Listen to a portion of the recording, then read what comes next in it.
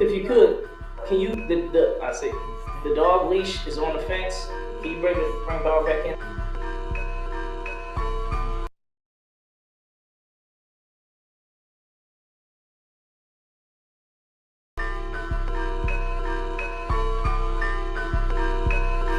Who's that creeping through my window? 40 on me like I'm Winslow. Hit that nigga with that act right. I was fighting wars day and night. Who's that creeping through my window?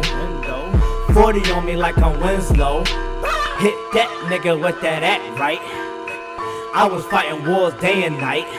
They keep it real with niggas, man, most of y'all frauds. Leave like you frauds, y'all pussy niggas gon' ride for your dog. Right at playing my part, definitely I'm playing it smart. And if I don't get you, then I'm coming for your brother then, or his mother then. It's kinda crazy revenge settling. Rape, sold and murdered the natives when they was settling. Coming in, out of the water that they was fishing in. I was raised in hell, it got dark when I was peddling. White man harassing the block when we was peddling. White man who also was the blood when we was peddling. I would never fraud if I was on David Letterman. This is UPK, ain't no Chopper Shabazz. When the Christ come back, then I'm right on your ass. Got the Johnny Walker in me, and I'm all in my bag. I'm on my Friday the 13th with the gun and the mask. Who's that creeping through my window? 40 on me like I'm Winslow. Hit that nigga with that act right.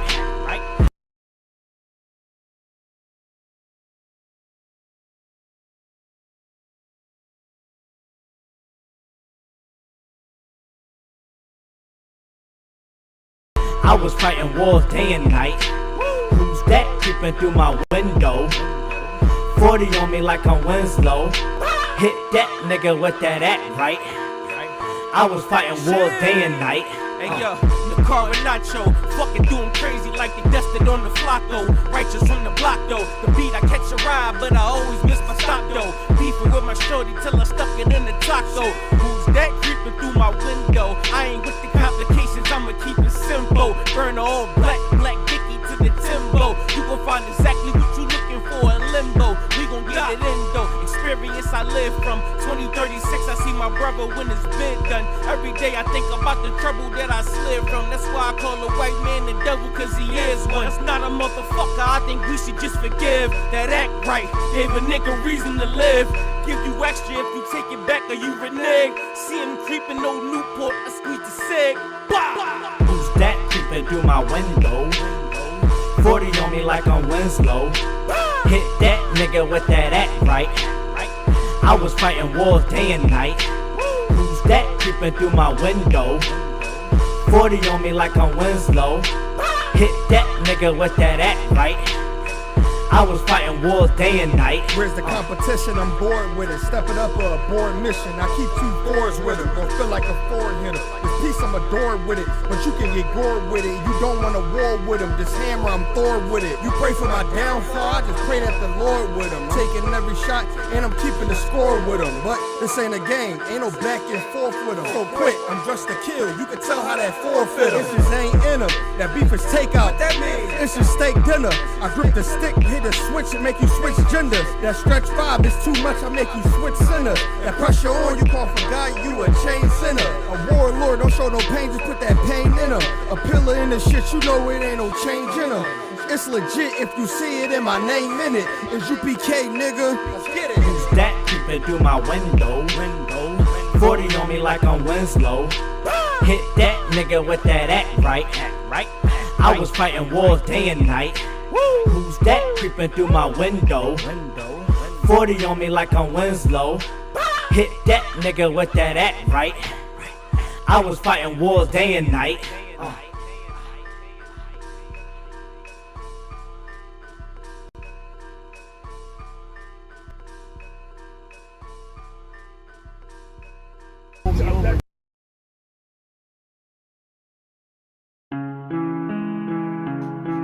Shaw. Can't be too deep. This life. Surreal. Life got me, man. but I'm in the right place.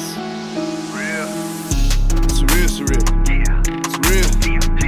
Surreal, surreal. Surreal. Surreal, surreal. Surreal, surreal. Surreal. I wake up, get my cake up, that's some things that I know. Before I do all that, you know I got praise the Lord. And I say like, surreal, surreal. Surreal. Surreal, surreal. Surreal. And I'm out of sight. Black tee, black jeans, black boots, it's on me, and I take it life. Floor take it life. And with this tongue, it's like a sword. Even if you try me, then it's good night. And yeah, I got the scars, eternally been bruising. You think we slaves and take that shit to the Constitution. And mentally I lose it, cause all this fuckery and lies you see in here just keep us distance from the holy things. And what's that? Where the facts at? These crackers ain't shit. Taking black history and staging it up as if it was them. Man, fuck them all now. Cause when Christ come back, he gon' make them all bow. And that's real shit, yeah. Surreal, surreal. Surreal. Surreal, surreal. Surreal. Surreal, surreal. Surreal. Surreal, surreal. Surreal. I wake up, get my cake up, that's some things that I know. Before I do all that, you know I got praise the Lord. And I say like, surreal, surreal. Surreal. Surreal, surreal. Surreal.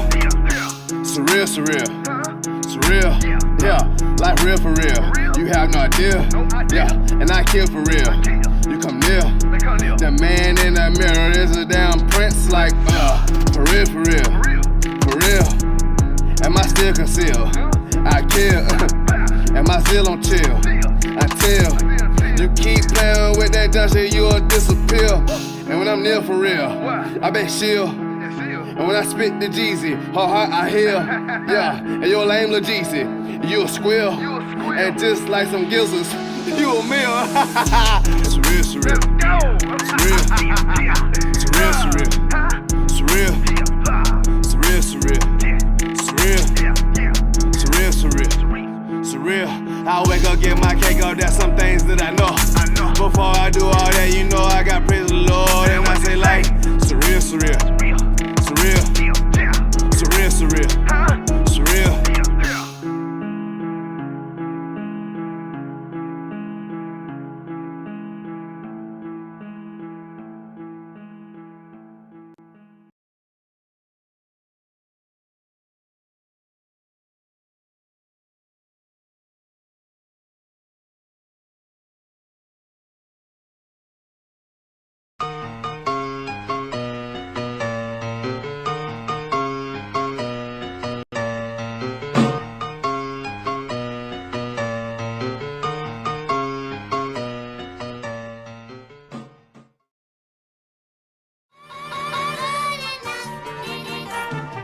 They think I'm playing on this track right here, nah. It's a full grown man right here. UPK, no cowards, no excuse, you understand? Understand? It's an event every time we come through. Commanding General Yohana and his heavy hitting crew. Real niggas with an attitude. How about you? I repeat, real niggas with an attitude. How about you? The Chronicles of the King, 69 to the present. Hardcore Nazarenes, we ain't never been the peasant. Like the ghetto was a present, holding everything pleasant in the Most High's present. It's silver and gold is precious. They thought it was effervescent. Get in class, learn your lesson. Out the belly of the beast will increase. At least observe the feast of Yahweh. Eat some lamb, make connections. He's a little sanctuary, no question. We ain't ever been crabs in the barrel. This is life under Pharaoh. From a lifestyle apparel to walk in the straight narrow. More fight than your average battle for the price of a sparrow. Using practical knowledge, not just an arrow. This is ice in the mirror. They cutting us like the grass, keep plucking us out the past. Yeah, punish us out the ass. I tell my people that love them about the criminal justice, about the past. Then we stuff in the ego. These vultures are evil. Just look at what they done to us. We live, good. Shalom Israel. Make sure that ask question thing is on there too. The water. Shalom Israel. This is the Israelite School of Universal Practical Knowledge under Commanding General Yohana. Started in 1969. This is the home of the truth on 1 West 125th Street. Okay, you can get in our school here in Indianapolis on 35th and College. Get in classes online and in person. Get in this truth, man. Wake up out the matrix. Get right with the Most High. Time is short. There's only a little bit of time left. Right. All right. So we're gonna start today's class with questions. Today is the Tuesday Brotherhood class. Also, Salakia, we have to play the Passover intro. Salakia. We're going to play a quick intro for you. The Passover is on its way. It is Passover preparation time. April 15th, Passover, Florida. Let's get it, Cocoa Beach.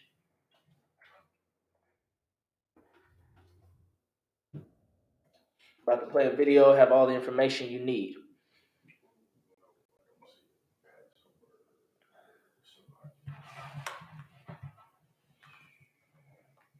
Okay, everybody is invited to the Passover. It is the biggest event of the year.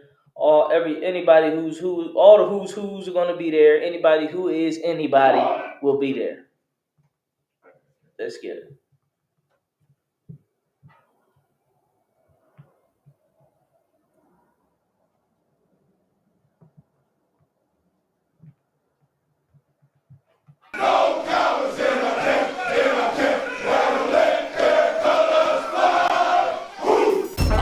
ISUPK 53rd Annual Law Passover. Also, 53rd Annual Lord's Passover is going to be held down here in Florida. It's going down. You're here tonight to get a chance to be righteous enough to be worthy of God coming to save you. That's right. It's going down. The Lord's 53rd Annual Passover. When we say we no cowards, we not that business. We no cowards up in here. Book your hotels now at the Holiday Inn Express and Suites, the IHG Hotel, 301 Tucker Lane, Cocoa Beach, Florida, 32926. Here's a lot of men down. You dealing with the men of war. We at war. I sided with the Lord. Y'all see this? Comes with all your dishes, pots, and sports knives. I kind of like this. This is like an apartment and a hotel room. You know what I mean? This here right here is about to be holy ground. It's going to be holy ground. All our beautiful, wonderful brothers and sisters from all over the world. You understand? We can boast that now. Brothers and sisters coming not only from every state, but from all over the world. I heard the numbers this year is ridiculous. We had to buy out the whole hotel. Friday, April 15th at the Space Coast Convention Center. My camp undefeated. You cannot debate. You just want the clout. We just want the greatest. I'm just trying to get it. This is going to be glorious.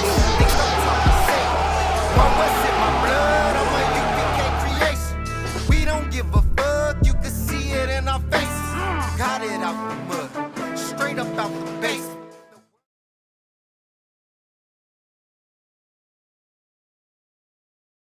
It's the Passover, man. We're getting ready for it. Make sure you're prepared. Now let's start class with the questions. Okay. Anybody have any questions? We're gonna start with those in the room or online. If you're watching online, you could watch from YouTube, Facebook. Go to ISUPK Indiana on Facebook, or go to ISUPK Indianapolis on YouTube. Let's get some questions in.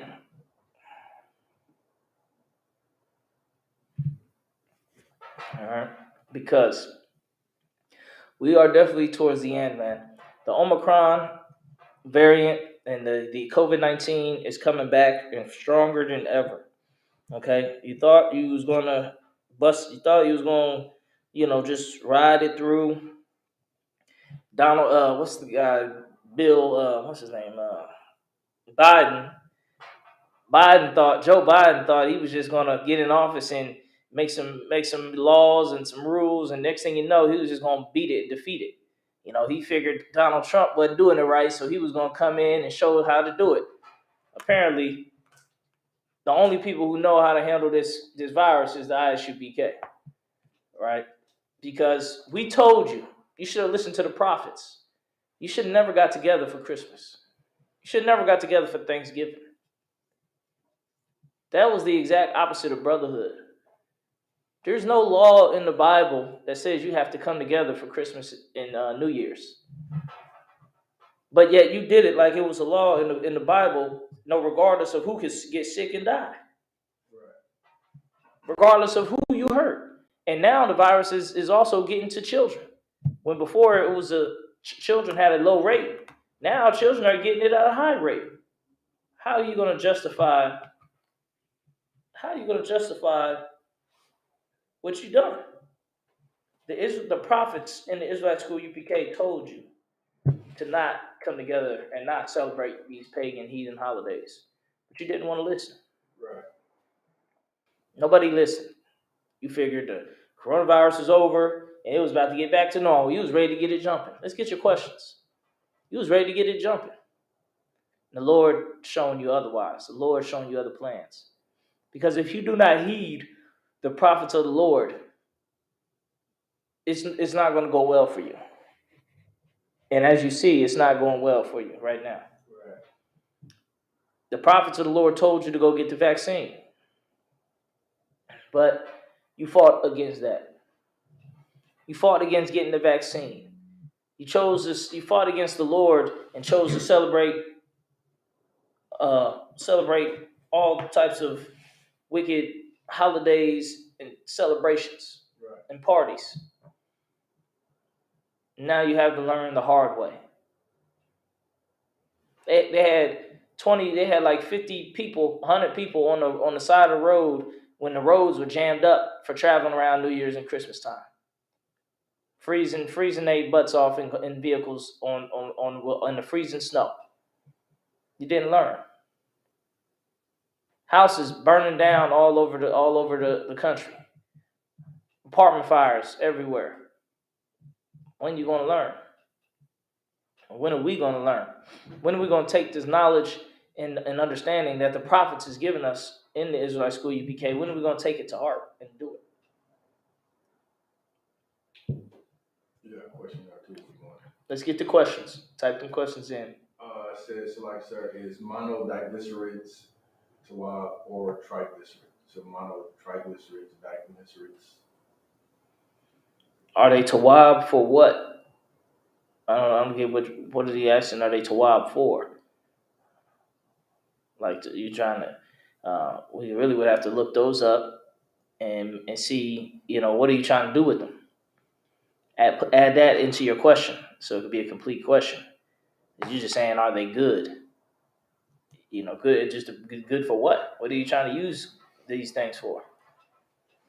Most of the things that are on the earth have a purpose. If I could. Go ahead. It says, what is meant by mono, di, or triglycerides? Mono and diglycerides are emulsifiers, which means they help oil and water to blend. As a result, they are commonly used as food additives. Small quantities are often added to packaged and frozen food to improve texture and stability, prevent oil from separating, and extend shelf life. Oh, I mean, if it's in all types of foods, all right. If it's not unlawful, it ain't making you sick, and your doctor doesn't say you shouldn't eat it, it should be good. It should be good. It's the same with anything. Is cupcakes good? Cupcakes are on the surface level, they're good. They're TWAB. There's nothing wrong with a good cupcake here and there. But there is a problem with a cupcake if you on that show, My 600-Pound Life, and you can't even get out your bed and people rolling you over and they need a crane to get you to the hospital. You probably shouldn't be eating some cupcakes. You should be eating some salads. So, would it be good? That's up to you and your doctor. If it doesn't have no pork in it, doesn't have no shrimp, crab, or lobster, or any unclean foods in it, and it's edible, you should be TWAB and eating it, unless your doctor says otherwise. then you should listen to the advice of your doctor. So let's get some more questions. That was actually a decent question. It's definitely a decent question. If you want to add more to it, let me know. Let's get some more questions in. It says, Salaki sir, Baba Shah, can I get a breakdown of Revelation 6 and 6? Mm-hmm. Mm-hmm. Whenever you're ready, I got it. Oh, you got it? Go ahead and read it. This is Revelation chapter 6, verse 6. And I heard a voice in the midst of the four beasts say, a measure of wheat for a penny, and 3 measures of barley for a penny. And see thou hurt not the oil and the wine. All right. This is talking about the disruption of the world economy. Read it again. Revelation chapter 6, verse 6. And I heard a voice in the midst of the four beasts say, a measure of wheat for a penny. Right there. A measure of wheat for 1 penny. That's talking about your price of food. Okay? Your price of food is going to get touched by the Lord. You see it happening now. Inflation. The ships cargoing off the West Coast can't even get in the damn canal. Can't even unload their packages. The people dying who are in these industries where they don't have the workforce to keep things together. The economy is going to start crippling and falling apart. That's what's going to happen. Go ahead. And 3 measures of barley for a penny. Now, 3 measures of barley for a penny. What's barley for? They use that for what? Beer and just other things you want to eat and stuff like that. It's going to be disrupted. ISUPK was already bringing this out and letting you know the famine's coming.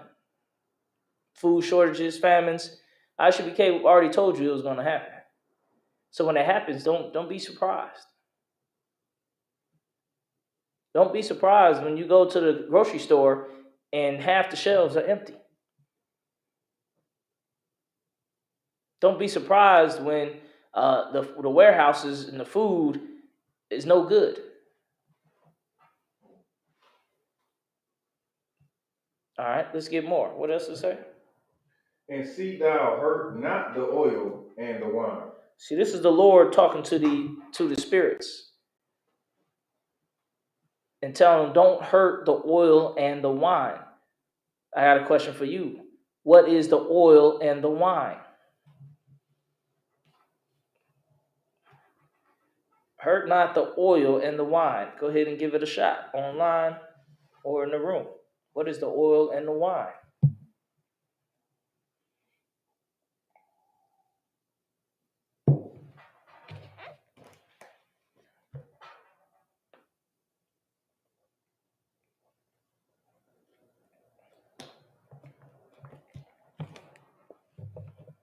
Right? Because we're living in a real unstable time right now. Okay? And these prophecies ain't helping. I'm going to tell you right now, these prophecies is not going to help the stability of the times. Go ahead. So like you said, would that be the chosen people? Yeah. The oil and the wine is what's on this table. Oil right there, the wine right there. The oil and the wine represents the Israelites, the Lord's chosen people serving the Most High. Because oil and wine is a part of Israelite culture. We pour oil on our heads to anoint ourselves for certain ceremonies. Pretty much every ceremony has to do with some oil in it or some wine in it. Our Sabbath service every week, we anoint brothers with oil and we pour the wine. That's Israelite culture. That's like somebody saying, "Man, bring destruction, but don't hurt the NFL or the NBA." You know, that's talking about some things in America. Don't hurt the oil and the wine. It's talking about Israel. Even though there's going to be instability in this world, the Israelites, when we come serve the Lord, we're not going to get hurt from the instability. Scripture says, knowledge shall be the stability of thy times. And we have the ultimate knowledge, the knowledge of the Most High. Right. When people out here is committing suicide because they're sad and depressed, and they killing each other, they killing their family, they going to a Christmas party knowing everybody could die from this disease, they still go into it anyway. When you doing stuff like that, we're not going to get hurt because we're the oil and the wine. We serving the Lord. We're not celebrating Christmas and New Year's and that super spreader events. They said on the news that half of the population of Europe may catch COVID by the end of this. Half of the entire population of Europe would be done caught COVID. Pretty much everybody you know probably been about to catch it. So hurt not the oil and the wine means don't hurt the children of Israel with the destruction and the instability. Okay. Let's get some more questions. That's in the line. Let's get Revelations 12 and 12. Okay.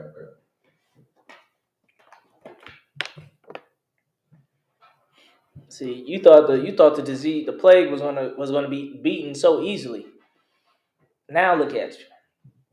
And this is the thing. They want to downplay the plague and make it seem like, all right, look, you can get off work, but now you can just do 5 days.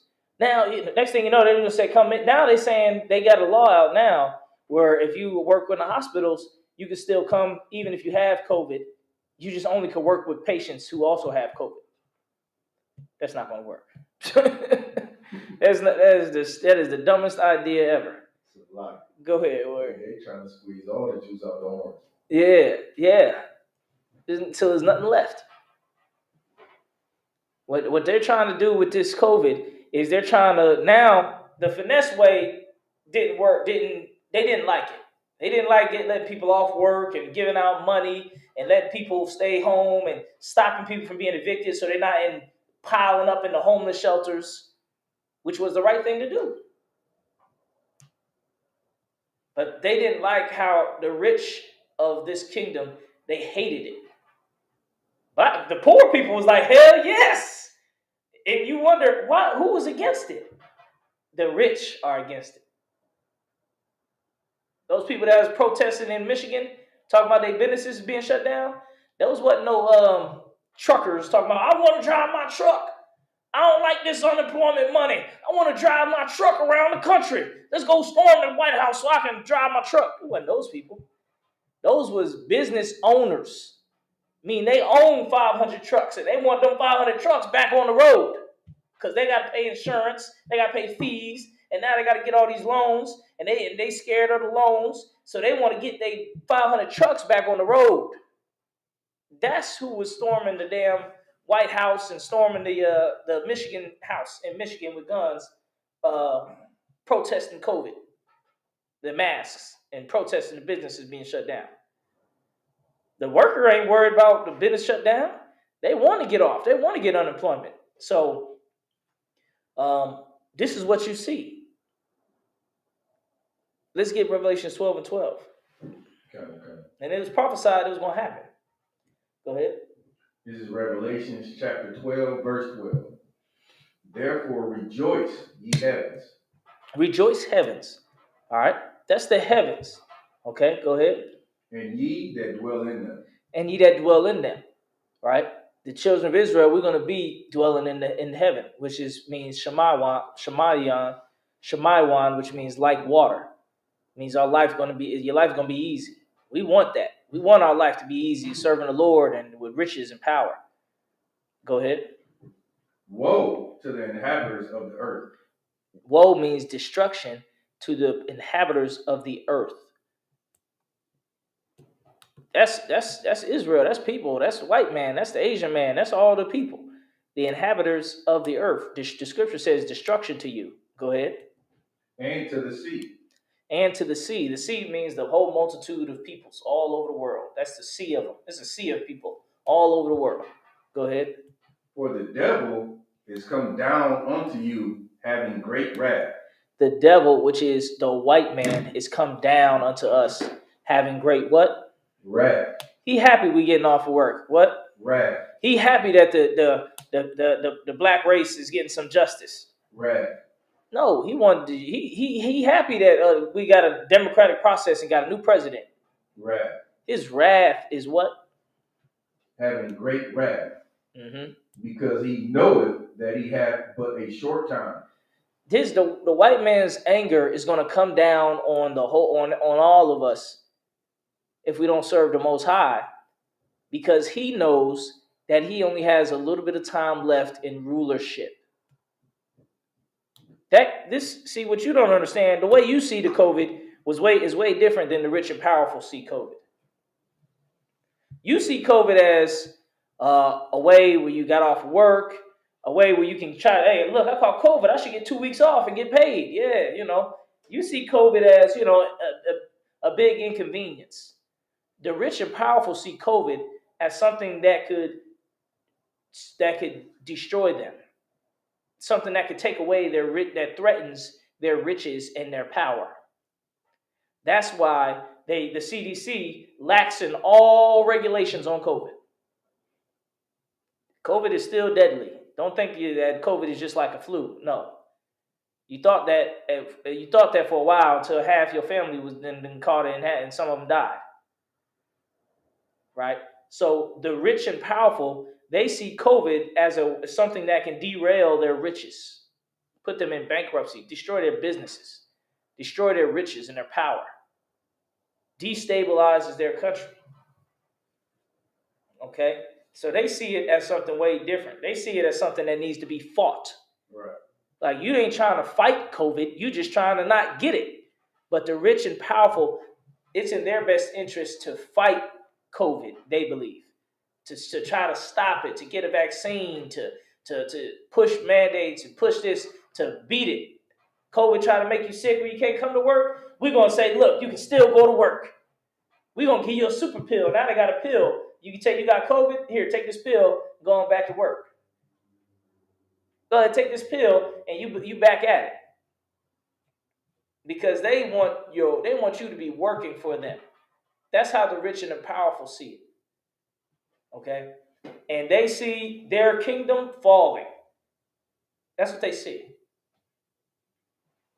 Joe Biden, I wouldn't be surprised if he gets a stress tumor on his brain and keels over and dies. Because he's putting out the thing, go get the vaccine, and people ain't going to get the vaccine. That shows two things. One, that the people don't trust the government like they used to.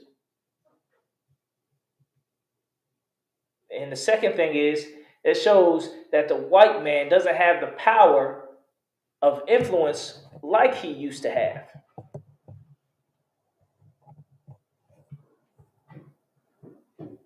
Before, if America said this is good, everybody went and jumped on the bandwagon. Everybody went and did it. Now America says this is good and this is bad. Everybody's like, well, I don't know. Scratch my head. I'm not sure if I believe the CDC. They run by the Bilderbergers and the secret society of Illuminati, millionaire, billionaire, trillionaire mobsters who drink children's blood. Like they don't believe the government no more. Yeah. They've got all these crazy things in their mind, and some of them ain't all that crazy. Some of them have some truth to them, but the government and the white race is losing some of its grip, some of its control. And that's why the white race said, make America great again. Everybody else is like, shit, what changed? America ain't nothing wrong. It's the same as it was 10, 15 years ago. Why you got to make it great again? What's that you don't understand? They saying make it great again for the white man. Right. Ahmaud Arbery's killers went to jail. Guess what? The white man gonna see that as more threats to his power. Right.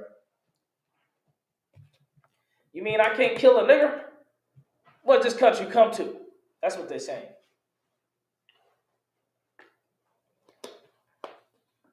The politics is entered into the courtroom now. They trying to make sure, even with the cop who killed George Floyd, guess what? They made him guilty. Right. Is it because the cop did something illegal? No, the cops do stuff like that all the time. I still see cops putting their knee on people. That's like normal everyday stuff. He was found guilty, so the damn citizens don't tear up the damn town again. That's why he was guilty. You should have seen it. Before the case, there were about 5,000 people out there, all races.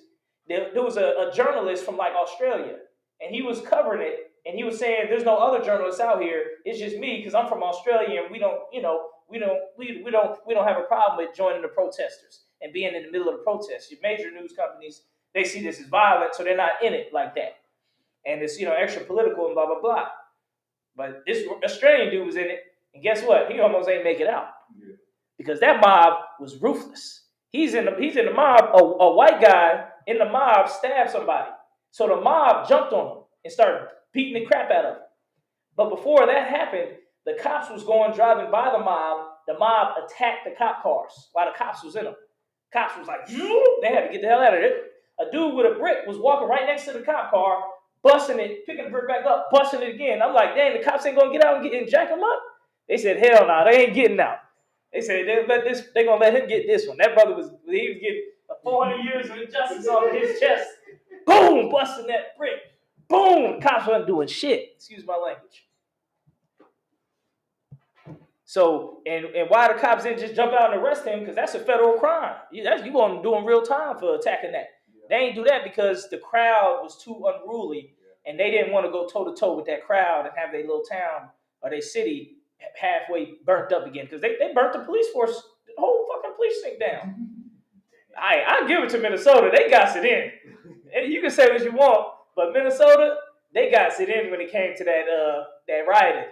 You know what I mean? They brought it all the way back to the 80s and 90s to the LA riots. You know what I mean? Ferguson, they was getting it in also. Like, they getting it in these protests. They shut down blocks. They shut down towns. In Indianapolis, they almost was getting it in. They had a whole march walking down to the mayor's house. And the police had a barricade. They sent like one like white savior guy out there to like quell the crowd. I bet he was a hero. Because he went and then the black dude came up. And then they met and they talked and they hugged. And then he went and talked to the crowd and turned the whole crowd around. I bet he a local hero for that shit. Because boy, hey, they was all in the white folks' neighborhood. They was all on Meridian, like 60th and Meridian. If you're in Indianapolis, 60th and Meridian, there's big mansions out there. Right. And so the whole crowd, so they didn't want to have the crowd run around on people's property, busting windows over there. So they was like extremely happy that they quelled that down. So that's the testament of why the white man says make America great again, because he feels threatened by all these things. Like if you're a rich, powerful white man who live in one of the mansions, you're like, oh, all these things, people come over down here, man, I'll shoot that out, man, this, hell no. You ain't trying to back down because you rich and powerful. You ain't trying to run and let your house get burnt down. Right. Go ahead, you have something you want to drop on it? No. Oh, okay. Yeah, so the white man see that as a threat. Because you don't see mobs walking down your street about to tear your house down. You would see it a threat also. So let alone what he saw when that mob was walking down that street. He was definitely afraid. You understand? So so that's what's going on. So the scripture says the white man's come down with his wrath because he had but a short time. So he's going to do more things.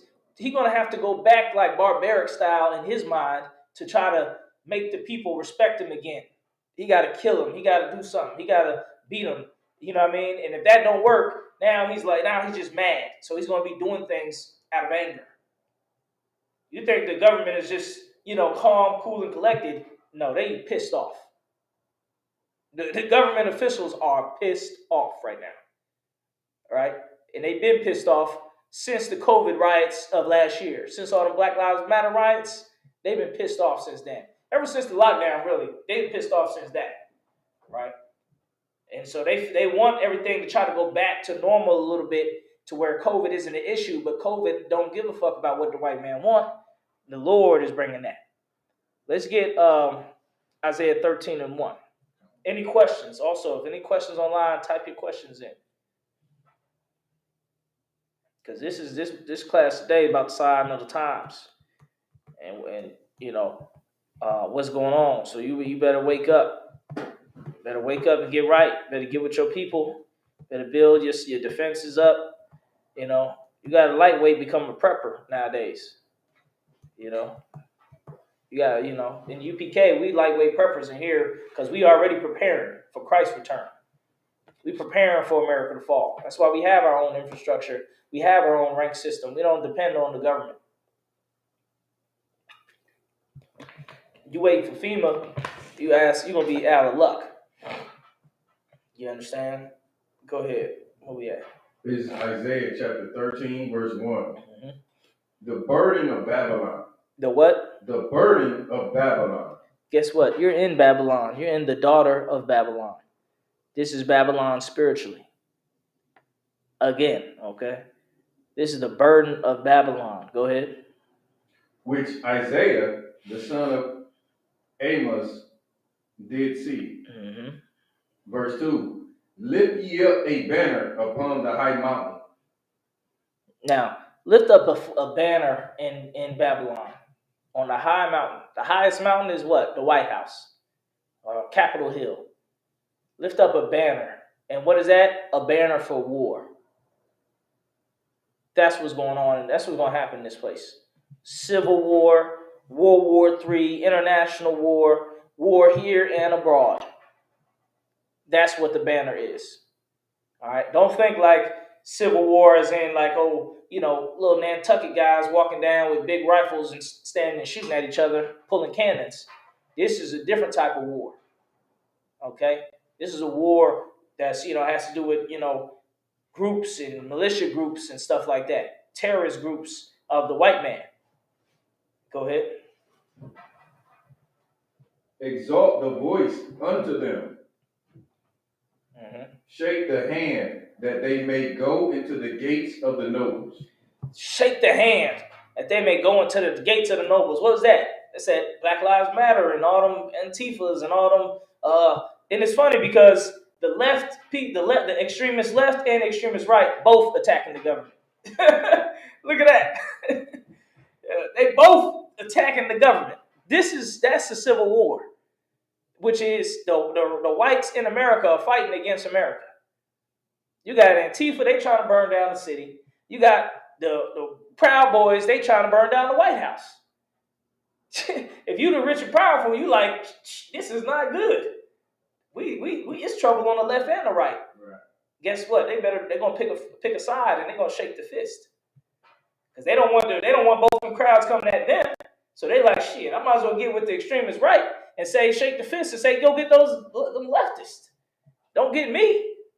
I'm just your neighborhood millionaire. I'm Donald Trump. I just own hotels and I'm with you guys. Don't burn down my stuff. All right, go ahead. Verse 3. I have commanded my sanctioned ones. Sanctified ones, I think. So like sanctified ones. Guess what? The Lord is telling us too to get right. To gather together. We're supposed to shake our fists and get our banners together. Everybody's choosing a side. Slowly but surely, everybody's choosing a side. And you can remain neutral for as long as you think it benefits you. Right. But I'm as a captain in the Israelite School of UPK who served the priests and prophets of the Lord. I'm gonna tell you right now, these scriptures don't say sit and be neutral. They say join with your people. Join with the Lord. That's what the scriptures say. Right? So all you neutral cats, you're just going to be caught unawares because the left and the right and the black and the white and everybody is already grouping together. The immigrants, the Africans, the Asians, everybody is grouping together. And so you better find what group you're going to get into, or you could just be one of the people who just a casualty of war because you ain't got no group that's going to protect you. That's fine. That's how you want to go out. That's on you. I choose my race. Right. All right. Let's get more. I have also called my mighty ones for mine anger. Guess what? The Lord calling the mighty people on the earth to rise up. The mighty ones. That's the brothers in the truth And it's manifold because you're going to have mighty leaders of the heathens rise up. The January 6th attackers, guess what? They're going to come out and become mighty and become leaders. Kyle Rittenhouse, guess what? He's going to come out and become mighty and become a leader of his people. Guess we're having a dinner. The senator's going to be there, and guess who's coming? Kyle Rittenhouse is going to be a guest speaker. Guess what? The white people are going to be ecstatic.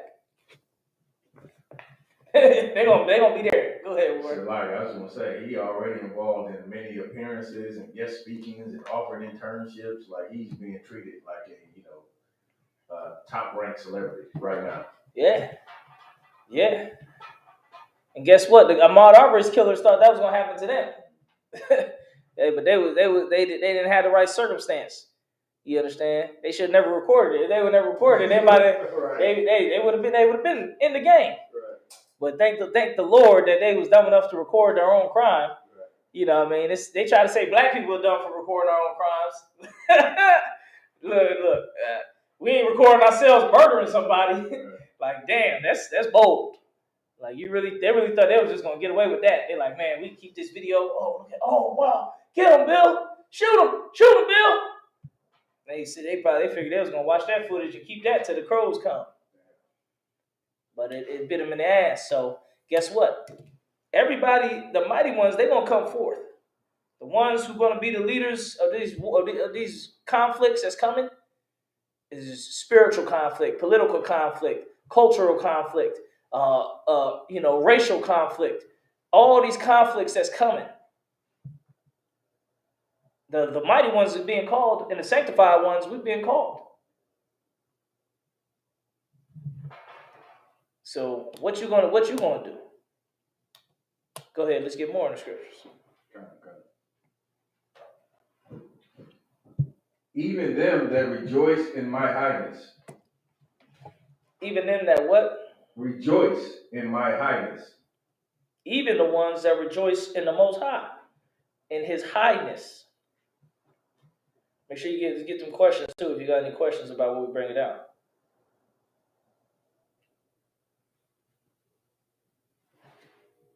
All right.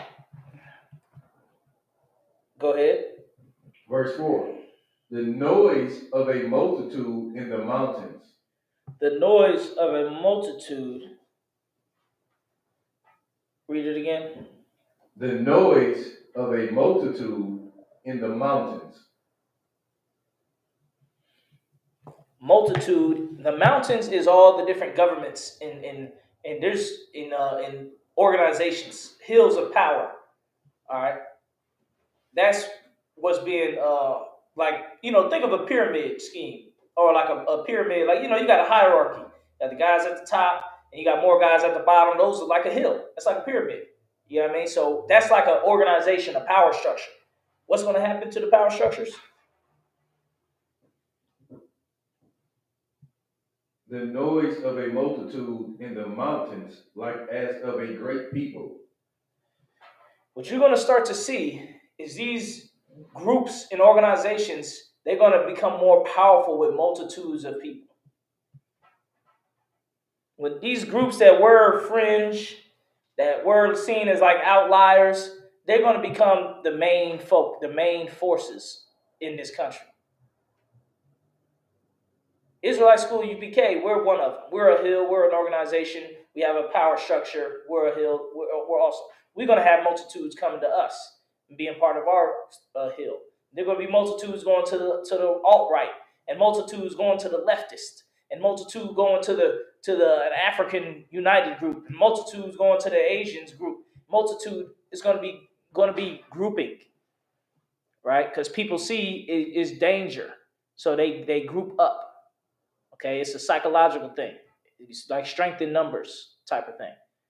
But people are going to group up with other like-minded people to survive the instability that's here.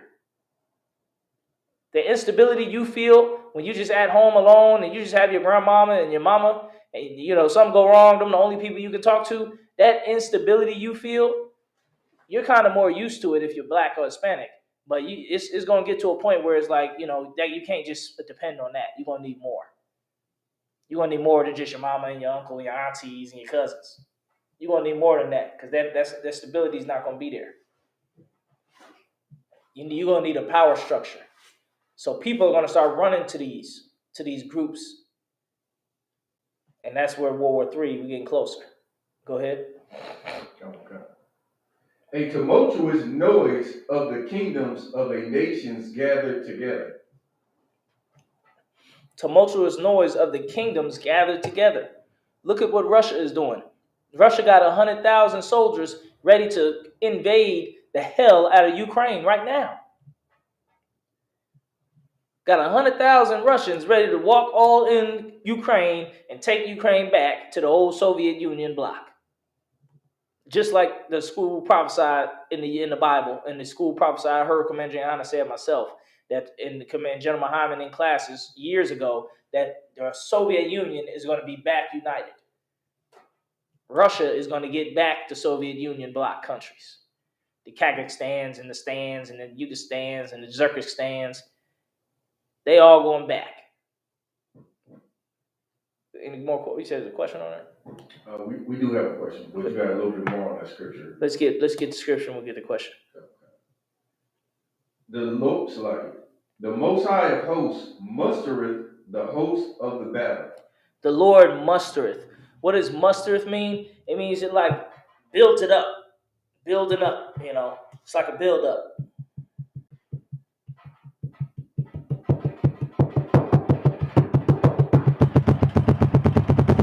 It's a build up. That's what's happening. The Lord is mustering up the host, which is the people who are going to fight in the battle. That's happening right now. You don't even know it. You don't even know it. White guys are getting with other white guys. Asian guys are getting with other Asian guys. Even if you don't like it or not, black guys is getting with other black guys. Hispanic guys is getting with other black guys and Hispanic guys. It's in the UPK right now. What you see happening in the UPK is what you've been saying black people need to do for years. Right. You just too blind. You stuck in the matrix to see it. Right. You know what I mean? All these years, they say, oh, black men come together. Black people do create. I be listening to cats sometimes. See, black people, we just need to have our own power structure. We just need to have our own. We need to circulate our economy. We need to come together. We need to do. And I'll be like, you know, the ISUPK is doing all this right now, right? We need to train we need to train. We need to go out to the communities and teach. I'll be like, yo, it's like every single thing you think black people should do, the ISUPK is already doing it and having success. You just asleep. You don't see what's right in front of your face. You don't know. Go ahead, Warrior. It's like I was gonna say, you so on point with that, Cap, because that's such a fact. Like damn near everything you hear, whether it be educating kids, whether it be joining together, whether it be economy, brothers and sisters buy from each other all the time. Mm-hmm. The problem with these cats is they don't want to come in. They want to be the ones that's already to be in charge and set the rules and have all kind of, you know, whatever they want to make allowable. But in here, they know they have to change, so they're not down with it. Delusions of grandeur. That's what they have. They have delusions of grandeur. That means in their mind, they think they're gonna rise up and make everybody do it by being like a great Malcolm X or something. But that's not how it works. You see what I'm saying? An organization ain't just based off of one great speaker. Even the Muslims was already powerful before Malcolm X even came on the scene. They ain't need Malcolm X. Why do you think they offed him? They said, shit, get rid of this dude. He breaking up the thing. He making us political enemies, and we're not supposed to be political. We supposed to be religious. He trying to make us fight the government and fight J. Edgar Hoover and have enemies in the state. They told him, look, don't talk about this political stuff. He still did it anyway. They said, hey, hell no. Let's get rid of him. He's bad for business. Because the Muslims already had power before Malcolm X. And guess what? They got power now. But like I said, like you said, they want to be the one. They think, in their mind, they think they're going to go out and speak one day and just the crowds are just going to like reverberate to them and follow them. They're going to be Moses and lead the people or some shit. Delusions of grandeur. Just sit down, shut up, and learn, and we're going to get it together. Right. All right? There's men that was before you that already is put in groundwork for something for like this to succeed. It ain't always just gonna be you and your name. Like, why don't you come to where it'll, don't worry about it. Y'all just stay out there and saying what black people need to do while we actually do it. Right. That's fine with us. Like I said, we don't need a Malcolm X. We already got plenty of powerful brothers. We don't need, some dude to come in just talking the talk. We need dudes who are gonna walk the walk. We need soldiers. That's what we do. That's what we get in the UPK. We get soldiers. We don't need a whole bunch of liberal, free thinking. We don't need a hundred Indian chiefs. We need Indian warriors, Indian soldiers. That old saying, too many chiefs and not enough Indians. All right, let's get more on the scripture. Oh, that question. Let's get that question. So I got one. Can I get a breakdown on the princes in Ecclesiastes 10 and 16? Mm-hmm. This is Ecclesiastes chapter 10, verse 16. Woe to thee, O land, when thy king is a child, and thy princes eat in the morning. Man, this is one of Officer Tarap's staple scriptures that he used to bring out. He'd bring the scripture out, and he'll teach a whole class 2 hours straight or more just off this scripture. And I'd be sitting like, damn, you really getting into this scripture, man. I'd be thinking my damn self, the princes, man, they sit down and eat. Dang. When they should be working, when they should be doing this. Read it one more time. This is Ecclesiastes chapter 10, verse 16. Woe to thee, O land, when thy king is a child. See, if your king is a child, this Bible saying, woe to you. It means destruction is coming to you because your king is a child. Go ahead. And thy princes eat in the morning. And thy princes, they eat in the morning. Now, contrary to popular belief, most people nowadays, they figure they're going to eat before they get into any work. But for a long time, you had to work before you eat. You ain't just eat and then go and then work. You had to eat. You had to work, then eat. All right, and sometimes it's also not sometimes. It's also a metaphor of basically your leader, a prince is like your leader, your ruler. Before he put in the work to be the good prince and to help lead you and be a ruler, he sit back and eating and being fat and indulgent in the morning, first thing. Before he actually put in any work, he's eating, being fat. And after he eats and be fat, he's going to sit back and be full. And he's not going to work. He's going to sit back and indulge in all the food. Destruction is coming to you when you have that. When you have leaders that are not about their work. When you have leaders that eat you, that take advantage of you, that are fat and indulge. That's what it means, destruction to you when you have that. All right. When your pastor is T.D. Jakes and he's eating up his daughter bought a $4 million mansion in the middle of a pandemic out in Calabasas. Imagine that. The pandemic is starting. Everybody getting laid off. Uncertainty everywhere. People can't pay their bills all over the place. People, getting laid off of work, going through troubles and finances and getting sick and dying. And you go buy a $4 million mansion. Like, even you just think like, man, that's a bad look. Man, let's not buy it right now. You know what I'm saying? Let's just wait. Let's just hold off till this pandemic thing swing over all the way. Right. Then we'll go buy it. They don't even. That's an example of your princes eat in the morning. Before T.D. Jakes had food lines and houses and setting up temporary shelters and helping people get together and have everything they need all over the world, not just in Atlanta. Instead of him doing that with his money, instead he's going to buy a $4 million mansion in the morning while he ain't even helped you yet. T.D. Jakes' daughter, she ain't even proven herself, but she got $4 million. I see T.D. Jakes in his mind, he like, I put in work. I done preached for years and years. I deserve this. But his daughter, she ain't even preached that long. She ain't even big in preaching. She's still eating good. The princess. She's an example. Go ahead, Warrior. So, if I could, I just wanted to comment as Sue had because You haven't seen any of these pastors come out and say nothing. Not all your favorite ones, Joyce Myers, your T.D. Jakes, Creflo Dollar, Joel Osteen. They never come out and apologize for the wrong. Like, obviously, $600,000 in your wall, you should come out and say something. Or you got your daughter a $4 million house in the middle of a pandemic. They don't even care. Like you said, it's ridiculous. Mm-hmm. Mm-hmm. And T.D. Jakes' daughter would be like the princess. So T.D. Jakes is like the king. His daughter is like the prince. And before she come out and really help people, she ain't healing no sick people. She ain't praying over no damn body. She going out and eating good and buying $4 million mansions and probably $100,000 cars and just living it up. That's an example of your princes eating in the morning. That's what this scripture is talking about. It's talking about when your leaders take, and they don't give. A leader should be for the people. Right. The people shouldn't be there for the leader. That's what most of the people now think the leader, all the people is there for him.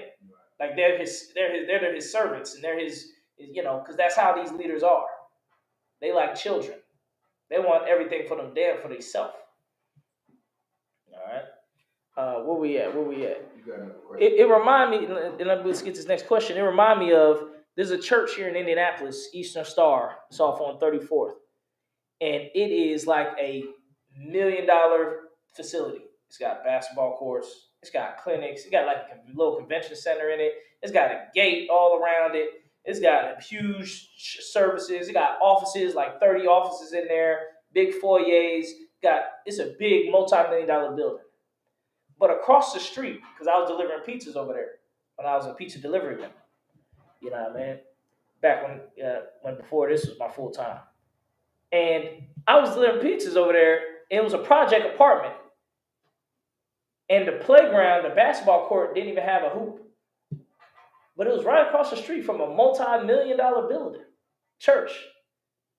And I'm like, I wonder obviously the people in that church that's got millions of dollars in revenue and things going on, because you got to have millions of dollars to have $1 million building. They built it themselves. It wasn't like they rented a building. That's a brand new building they built for having that much money. It's like their second or third location. But the playground across the street don't even got a full playground. The community across the street, your church, doesn't even have a playground, a full, nice, functioning playground. The basketball hoop don't have a hoop. The playground was about smaller than this classroom.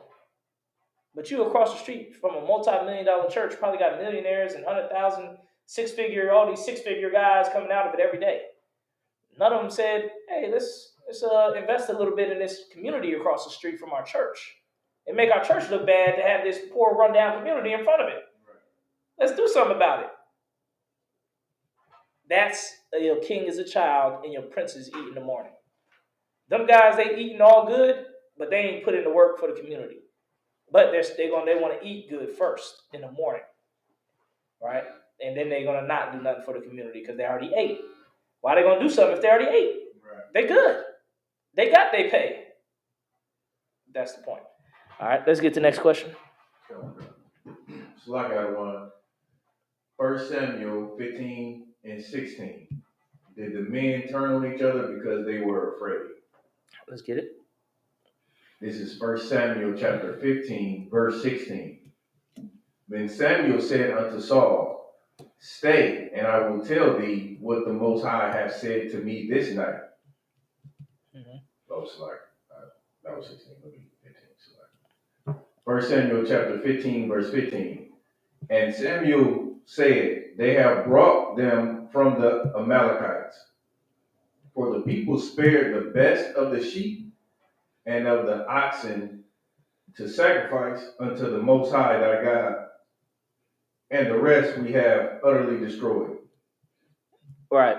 And clap that up for Awesome Potazai. He's been a great reader, great brother for Shamar every week. You know what I mean? It's an amazing brother right there. And so what's his question about that scripture? He wants to read 16, and then his question on it, did the men turn on each other because they were afraid? Read the verse he's saying that they turned on each other. Verse 16. Then Samuel said unto Saul, stay, and I will tell thee what the Lord hath said to me this night. And he said unto him, say on. Salakia, the brother that asked the question, we don't, you might have the wrong verse.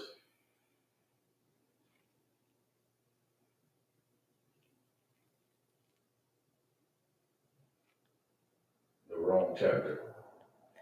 Yeah, maybe retype in the verse. It's 14, chapter 14. Mm-hmm. You ready for it, Kevin? Yeah, let's go ahead. 1 Samuel chapter 14, verse 15.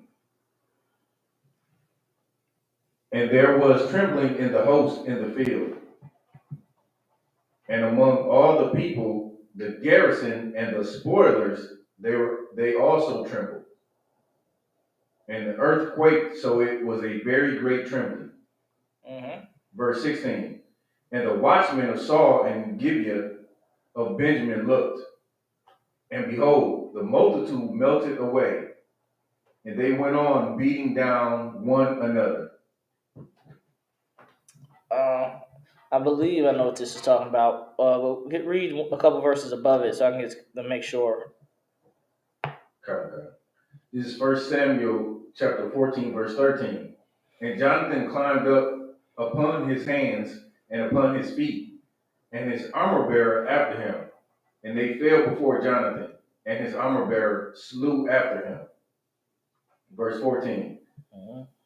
And that first slaughter which Jonathan and his armor bearer made was about 20 men, within as it were an half acre of land, Mm-hmm. which a yoke of oxen might plow. Mm-hmm. And it's 15 and 16 is his question. Verse 15. And there was trembling in the host in the field, and among all the people, the garrison and the spoilers. They also trembled in the earthquake. So it was a very great trembling.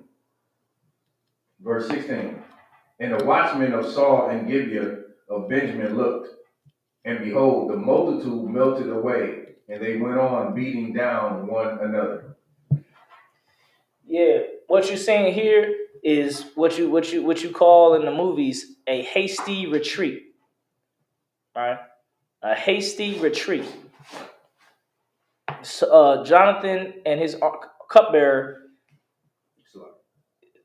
armor bearer, Salakia, his armor bearer, basically start with the Spirit of the Lord, start wiping out the enemy. Two guys. When the rest of the enemy seen all this, they start retreating. They figured, the rest of the Hebrews, they're all about to start whooping our ass now. So they start fleeing. But while they fleeing, they beating each other down to get away. Like he's running away. He's trying to grab his stuff. The other guy's in his way. He pushes him. Get the hell out of the way, man. Move. Get the hell out of here.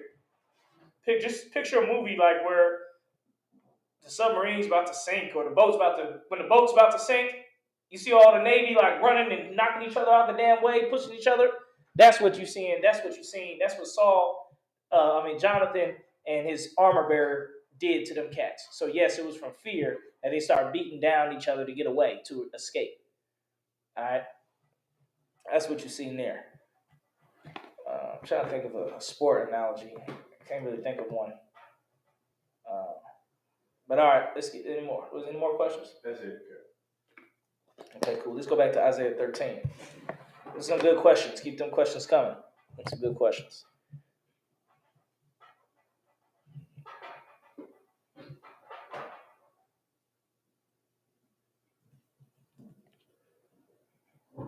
Make sure y'all paying your tithes. 10% of all money you earn, go to the men of the Lord. Go to ISUPK.com to pay your tithes. Go ahead. So like the brother does have another question. Yeah, let's get it. Let me see what time it is. So like out of line, why the king Saul asked who David was in 1 Samuel 17 and 58 when David was his armor bearer? David wasn't Saul's. Was Saul's armor bearer? I thought you were saying Samuel. Okay, the armor bearer is like, okay, David wasn't Saul's armor bearer. Read up. What is the question again? 1 Samuel 17 and 58. Read it. Oh, because after a while, before what's the cat Goliath? David was not an armor bearer; he was a shepherd before Goliath. So let me read where you at, because I'm thinking before Goliath. This 1 Samuel chapter 17, verse 58. And Saul said to him, whose son art thou, thou young man? And David answered, I am the son of thy servant Jesse the Bethlehemite. Mm-hmm. That's it. That's the end of the chapter 2. Okay. When he asked him whose son he is, he's trying to get to know more about him. All right, that's what that was about. All right, it wasn't that he didn't recognize him or nothing like that. He's seen him around, but now he's like trying to get to know him. Who's your daddy? That's your cousin? That's your peoples? Who your peoples? The Johnsons? You one of them? Same thing. A cat. It's like a cat today would ask you that if he, being around you for a while, working with you at a job, he might eventually come to you and say, "Who your peoples? What side of town your peoples live on? You the Wrights? You would what you call Dante Wright Senior? That's your film? That's your father?" It's like this is something that black people do when you getting to know somebody, or when you really like you might be with them, but you don't know them that well, and you getting to know them more. You might ask them about their family. That's what that was about. That's why he asked him, "Who's your father?" He said, "Shoot, Jesse, your servant, the Bethlehemite." He let him know where he's from. Over there in Bethlehem, Jesse. He might have known him. He might have known about him because Jesse had a whole bunch of sons who was in the war. So he might have been like, "Oh, I know all Jesse's sons. That's whose son you is." It's just a black people thing that we do.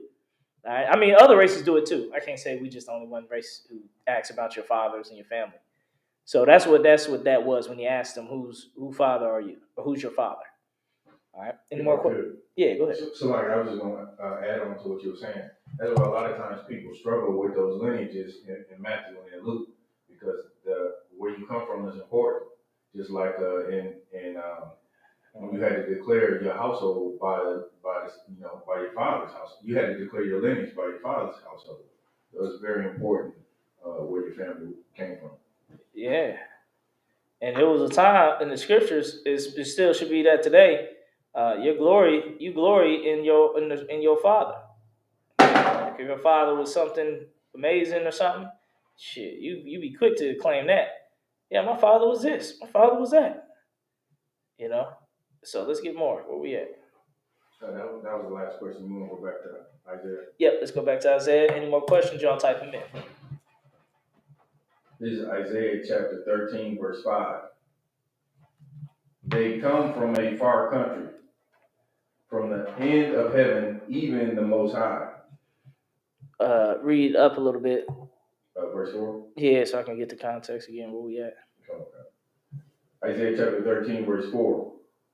The noise of a multitude in the mountains, like as of a great people, a tumultuous noise of the kingdoms of nations gathered together. So what you're going to see is more nations gathering their forces.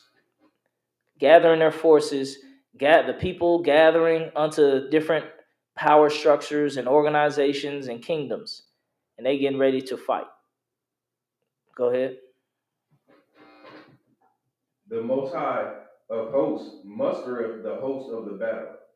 The Lord, he's mustering the host to the battle. If you ever wonder why all this beefing and racial fighting and tension keep coming up, it's the Lord mustering that together. Right. He's doing it. All right. It's not no one man that's doing it. It's the Lord doing it. There's a movement in Japan of like fallen silent samurais or whatever. But they're a movement that believes Japan should go back to the old ways of, the samurai die for your what's the daiko, or what's the guy called? The top guy who the samurais fight for. There's a name for the top. They're daimyo.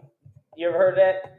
The daimyo. He's the guy like a Nobunaga was like a daimyo. So he's just like a rich guy, top guy who has his own samurais.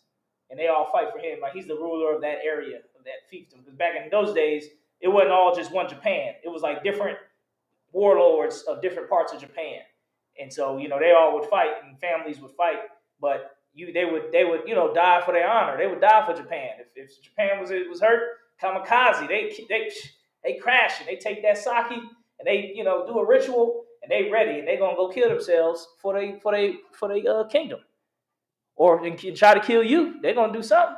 They said there's still some Japanese soldiers, in the South China Sea, them islands. America passed those islands and went straight and bombed Japan. But the Japanese figured they would go to them islands to make planes so they can fight from those islands. That's where you have them big battles like Iwo Jima, where they picking up the pole. That's them conquering one of those islands where the Japanese was at. And they conquered like 2 or 3 of them, but it was so tough to conquer those islands, whereas like they sent like 20,000 soldiers and 10,000 soldiers got killed on their side, and 10,000 soldiers got killed on the Japanese side. So they see that and said, "Oh, whoa, this is a problem." You know what I mean? Because we losing forces bad. We supposed to. This is not good. Do all these islands? We're gonna get these islands, and the whole army gonna get wiped away. So they stopped going to those islands. There wasn't no more Iwo Jimas. They got like 1 or 2 of them. They stopped.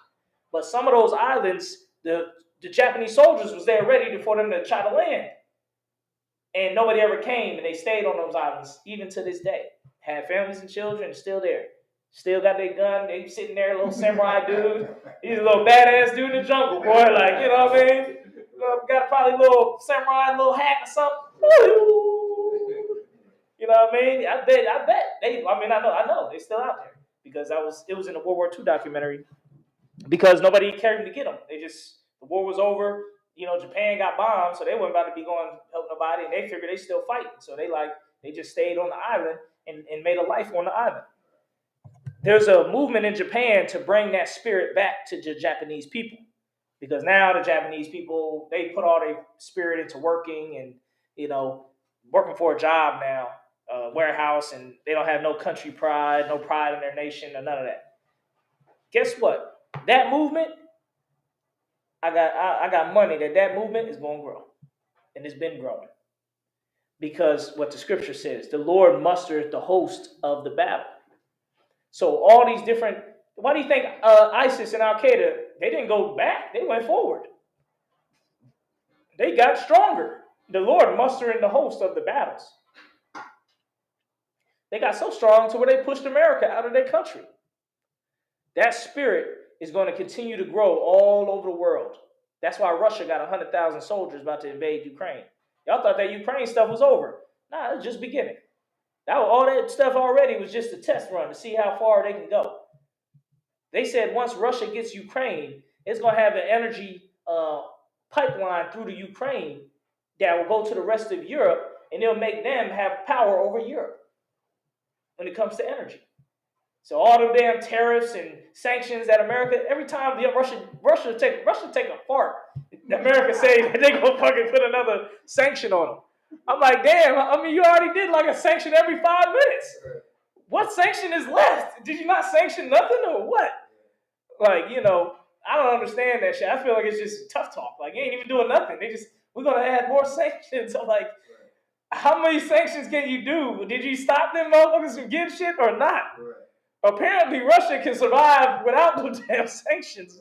I don't know. Maybe it's so much business going on that every sanction they do is just a little more out of the multitude of business that's going on. I don't know, because they've been saying sanction shit since I've been a kid. You how many times you done heard that all the time? Anytime they get business. Yo. So go ahead. I want to get a scripture. Yes, please go ahead. Joel 3:9. Back up what you were saying. This is Joel 3:9. Proclaim ye this among the Gentiles. Prepare war. Wake up the mighty men. Let all the men of war draw near. You can break it down. Let them come up. And kind of that's just backing up what you were saying about the spirit that's rising in these heathen nations. Mighty men are waking up. They're preparing for war. They don't want to just be behind the desk crunching numbers. They want the spirit, like you said. They want that fighting spirit. And you see that in the white community with this alpha thing. You ever hear white people talking about alpha stuff all the damn time, and they trying to be alpha? That's them trying to put that warrior spirit back in them. You know what I mean? That wild man, caveman spirit of, you know, being a wild hunter and going out into the field and doing stuff. Like that's their alpha thing. Like, you know, they're trying to get that back. They fed up. Shit. If you ain't an alpha white man, then you out of luck. Like you don't even exist. They trying to make sure I'm alpha now. Like, man, I'm alpha. You know, so they ain't losing their fighting spirit. They trying to make come all the way back. So that's the spirit of the world right now, and that's what the Lord prophesied in these scriptures: the burden of Babylon. Go ahead. This is Isaiah chapter 13, verse 5. They come from a far country, from the end of heaven, even the Most High. Mm-hmm. And the weapons of his indignation to destroy the whole land. Picture this. You got armies and nations and powerhouses coming from all over the world. And guess what? Even the Most High, he coming. He like, shoot, let me get up in here. Let me meet some little forces. He coming too. This is going to be a battle royale at this point, or a royal rumble. Because every nation is going to come with every powerhouse. ISIS, the North Koreans, Japanese, Chinese, the Australians, the people from India, Pakistan, America, black man, Africa, European man, African man. They're all coming. They're all mustering the host of the battle. If you were to look at documentaries of around the world right now, you would see fighting groups in damn near every part of the world. Fighting groups or groups that are not pacifist, like Christians, where they like, we don't believe in warfare, or we can't justify warfare. No, you're getting more and more of these groups that are not pacifist rise up all over the world. Groups that believe in, if you got to do some violence, it's going to be done. Okay? Let's read more. And this is another thing, just a quick sidebar. There was a few white guys that plotted to kidnap a Michigan governor. Michigan got some troubles, man. There's a governor or somebody who was running for governor in Michigan, and they had a plan to kidnap him. But they were infiltrated by a federal agent. He was part of the group, and he busted them out and got them all arrested. But now the case has come up that he had some Facebook posts that he was a liberal and that he was against these alt-right people, and that he made up the case, or he entrapped them because he's against their beliefs. So all this was a big entrapment that he set up to get these guys entrapped and put in this situation. So that's the case. Win or lose, that means this. That means more of these groups getting more power. Because now it ain't about if he's a government agent and you're a criminal. Now it's, well, I'm all right and he's a leftist. So he's trying to persecute me, but he's against me already. This is not fair. That's war. That's conflict. That's civil war. And that's what's happening in America. That's why them January 6 cats that's why all that, the whole case is in a blur. It ain't getting handled correctly at all. A whole cop died. You imagine being in a crowd and killing a cop? They'll be arresting every person that they saw on video near that site and connecting him with that murder. But they're like, well, nobody got charged with a murder yet. So I think a few cops died from that incident. Some died at the moment, and some died later. And some committed suicide later. So it's all fucked up. So you can play around if you want to. You better get your balls together, man. Go ahead. You got a question online if you want. Is it on topic? Well, it's in Samuel. All right, let me get the rest of this. Let me get a little bit more into this, and then I'll get that question. Okay. This is verse 6. Let's get some more questions. Even if it's off topic, we'll still get them. I just need a second for this. Verse 6. Howl ye, for the day of the Most High is at hand. It shall come as a destruction from the Almighty. The day of the Lord is coming as a destruction from the Almighty. Howl ye. Go ahead. Verse 7. Therefore shall all hands be faint. You're going to have, some of you brothers and sisters out there, you're going to be some of them faint hands. The Lord ain't even called you or nothing, so you just out there faint, like, I don't know what to do. Oh, Lord, there's so much going on in the world. I'm so depressed.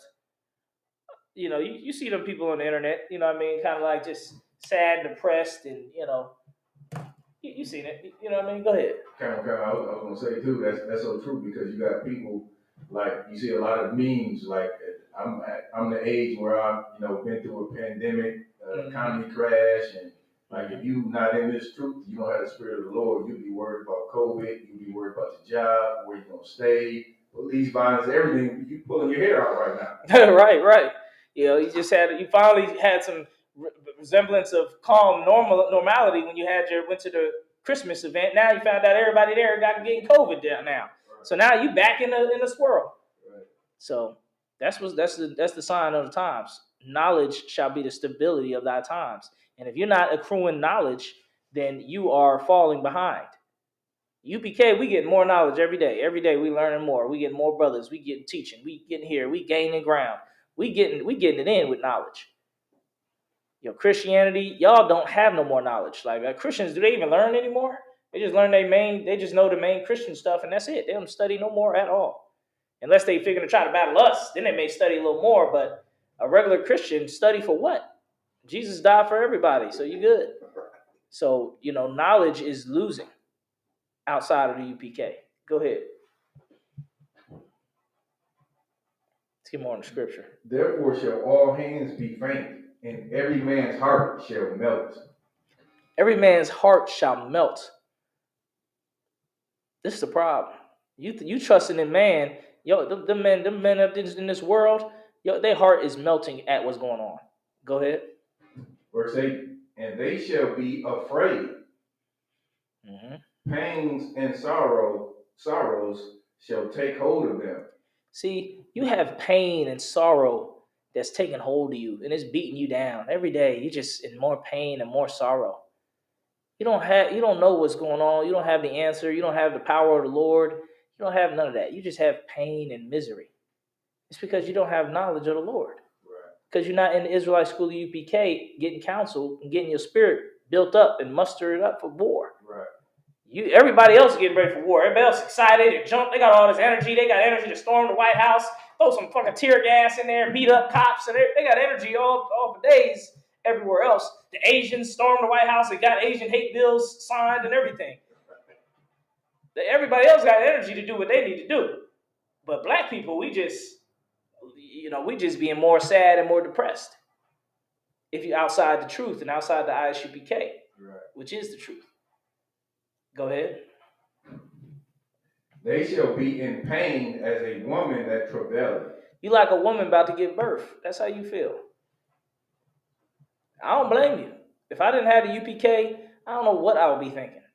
I'll probably still be thinking like revolution though. Because at least that's what I was thinking before I came in the UPK. So Lord will. But either way, this is home. This is where you're supposed to be. Right.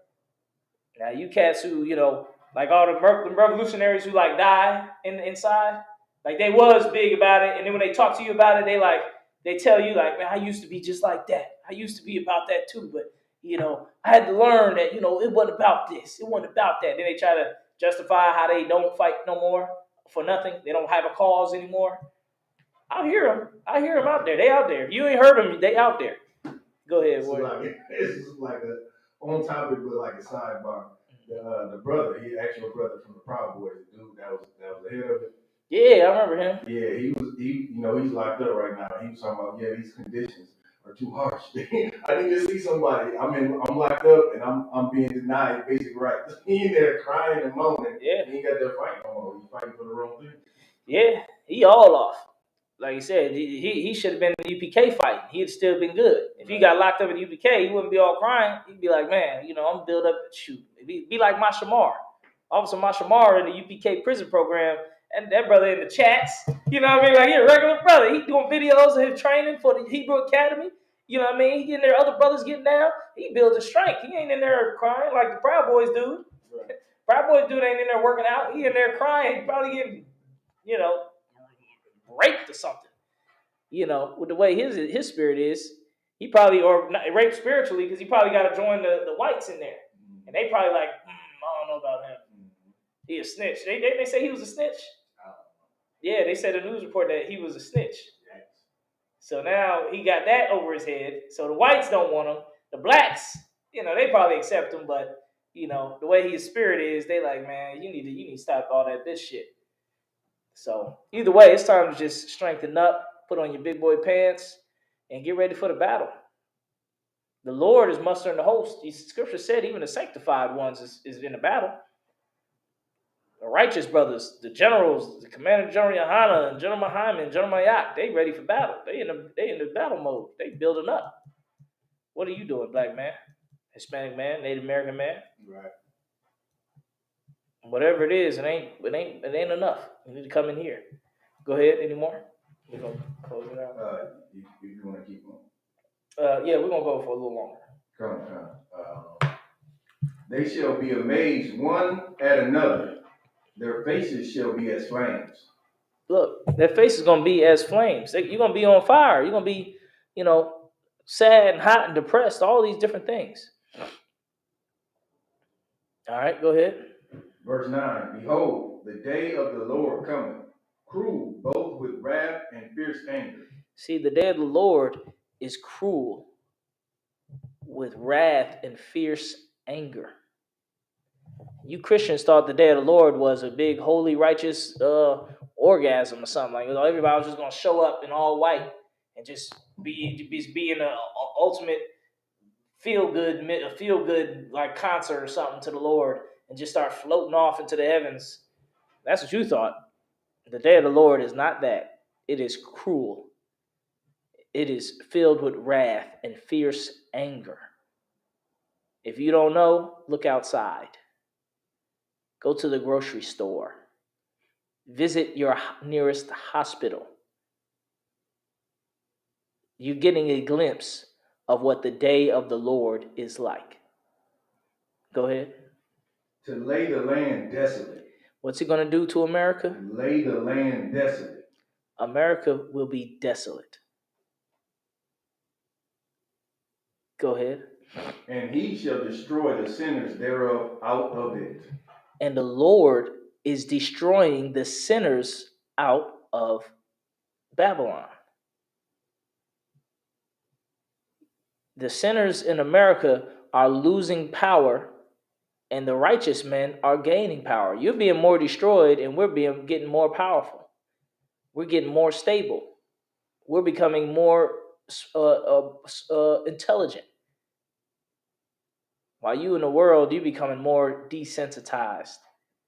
You're becoming more mentally unstable. So I said mental stability is going to be big this year. You see what happened to your boy, what's his name, Antonio Brown? You see what happened to him. Madness. Who else? They just had something with Drake, where Drake supposedly got with this, this thought or whatever, some little hoe or whatever, and he put hot sauce in the condom when he was done to try to kill the sperm, and he threw it away. While she still tried to take it and put it in her area, and it burnt her vagina. Madness. Madness. That's what you're going to see more and more. You got men wanting to be women, women wanting to be men. Madness. That's the day of the Lord. Go ahead, any more? That was the end of that. Unless you want to keep going. We're going all the way down to 22, so to the end of the chapter, or at least to 840 something. Verse 10, for the stars of heaven and the constellations thereof shall not give their light. The stars of heaven and the constellations. Now, this is talking about your rich, wealthy, famous people. It's not talking about an actual star. It's talking about your stars, your rich and famous. If you ever notice, rich and famous people, their opinion is all that matters sometimes. Everybody want to know what's the dude named Steve Harvey think? They want to know what does Oprah think? They want to know what does Will Smith and Jada Pinkett Smith think? Why do they want to know what they think? because they see them as a guide, as a light. That's what the starlight is. It's a light in the night. It lets you be able to see your surroundings. That's the example. That's the metaphor. Your leaders, your Jesse Jacksons, your Al Sharptons, your T.D. Jakes, your Joel Osteens, all your stars, your big people that you look to. Now you can't look to them no more because they're not giving you they're not giving you light. They're giving you nonsense. Go ahead. You had something? No, I was, if I could real quick, I was just gonna say that's why it's so easy for actors and actresses to transition to political roles. Yeah. They get a TV show. Nick Cannon, he just got a TV show. You know? What's the chick? Jada Pinkett Smith. She got a little table talk TV show. So somehow that little show, she got awards for that show. Like that's not no ringy-dink show. Like she done got critically acclaimed awards for that little red table talk shit. And hey, everybody heard it. You know, it's as big as the show as any. So guess what? You're gonna look at red table talk and it's gonna be confusion. You ain't gonna know whether she right or wrong. But you want to listen to her. That's what it means when your star is going to lose their shining. They're going to become dark. Go ahead. The sun shall be darkened in his going forth. The sun is something that's even bigger than your stars. What's bigger than your stars? Your religions, your politics. Those are bigger than the stars. Your Christianity, that's not going to help you in these last days. Christians don't even know what to teach anymore. Sometimes, for a second, a few days ago, I checked out a Christian preacher, just that's on TV, like CBN, just to hear what he's saying. And it's just like pure gibberish nowadays. Because he's still talking that prosperity gospel shit. It's like, bro, people ain't trying to hear that. Before you had everybody fooled like they was going to go to work and become a boss and move up at their job. People don't want to hear that no more. They see now that the job don't give a fuck about them. And they learning it more and more. So their gospels and these gospels that they teaching in these churches, it ain't sticking like it used to. These politicians and what they're saying isn't sticking like it used to. Your sun is going to be darkened. Your moon is going to be darkened. Go ahead. And the moon shall not cause her light to shine. And the moon shall not even shine. They used to call, I know it was in the Pharaoh or somewhere, they called them like the morning light or something. They used to call the Pharaoh the sun and the light. Christ said it himself. He said, I'm the way, the truth, and the light. Did he say light or life?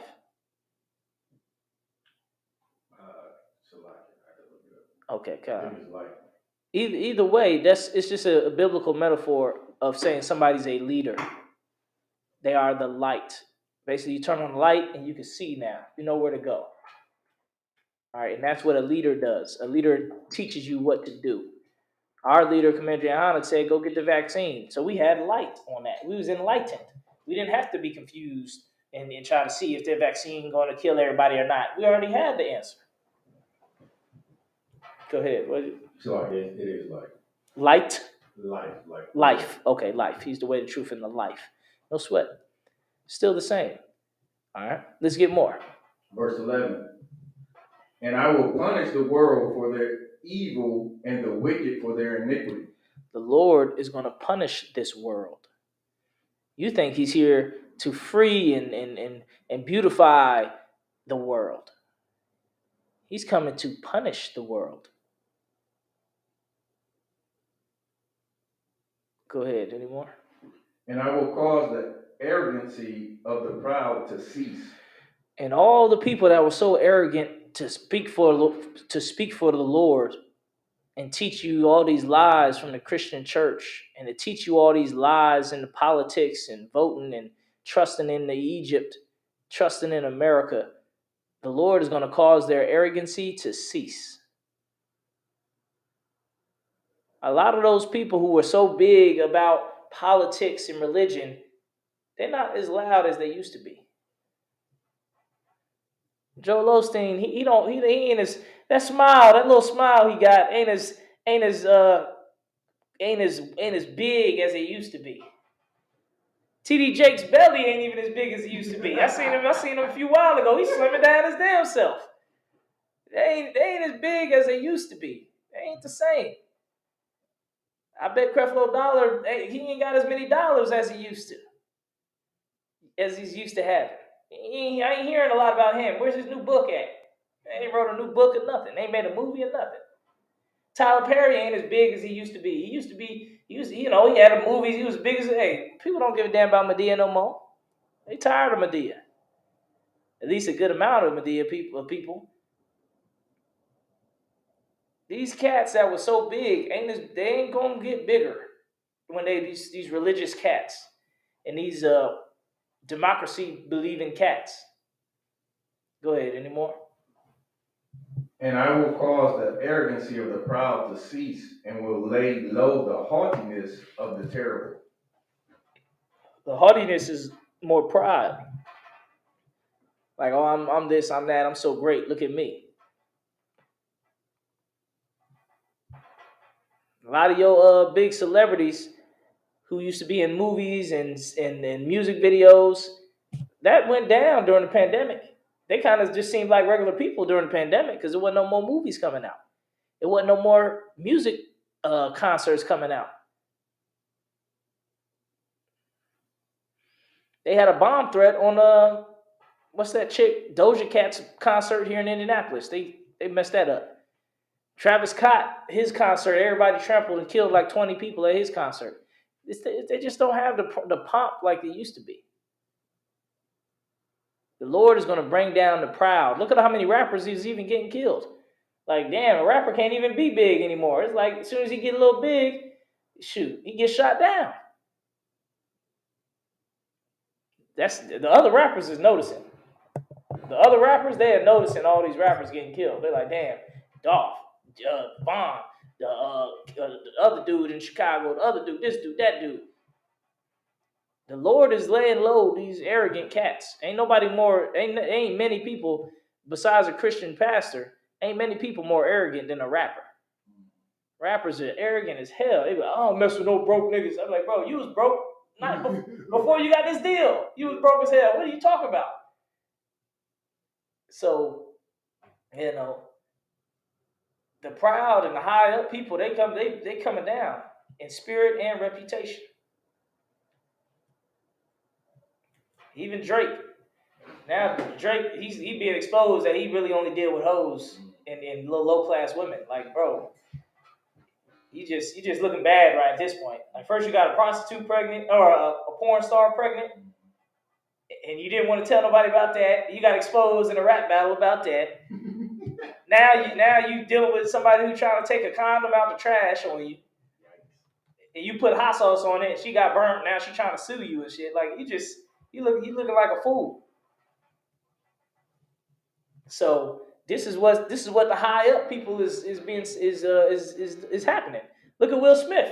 Will Smith used to be the pinnacle of black man excellence. Tall, dark, and handsome. Now you come to find out his daughter been cheating. His wife been cheating on him with a fucking 15-year-old cat. And he been dealing with it. Then she bust him out on the show in front of everybody. He crying, he a meme. Everybody make the cry meme of him crying. Like, bro, you just looking bad, Will Smith. Then he coming out talking about he gonna have a new tell-all book about getting into his marriage. Nobody even want to hear about that marriage no damn more. Yeah, bro, just don't even worry about the book, man. Just hold that book for about 25 years, then bring it out. Go ahead. Yeah, the whole family just looking bad, man. When before, that was a critically acclaimed family. The daughter was big in music and star. The wife, the father, the son was getting music in, being in movies and stuff. Now that family just looked at it as a whole, just a shame, just a damn poor shame. I used to say that a lot when I was a kid. I used to be like, that's a shame. That's poor shame. Or I would say it's a damn shame. Not that I say it's a poor old shame. That's all these high up people is looking at us now. So you can look to them if you want to. You can make them your hero if you want to. It's just looking ugly. Go ahead. Any more? Yeah, I'm gonna go to 845. Verse 12. I will make a man more precious than fine gold. And the Lord is going to make a man of the Lord more precious than fine gold. Don't think this is talking about Drake and Will Smith. They're not about to be more precious than fine gold. They're being looked at as trash right now. They're not being good representations of black excellence. The men of the Lord in the UPK are going to be seen as fine gold. We're going to be more precious than fine gold. The words we say, the teachings we teach is going to be seen and known as more precious than fine gold. Now, I got something.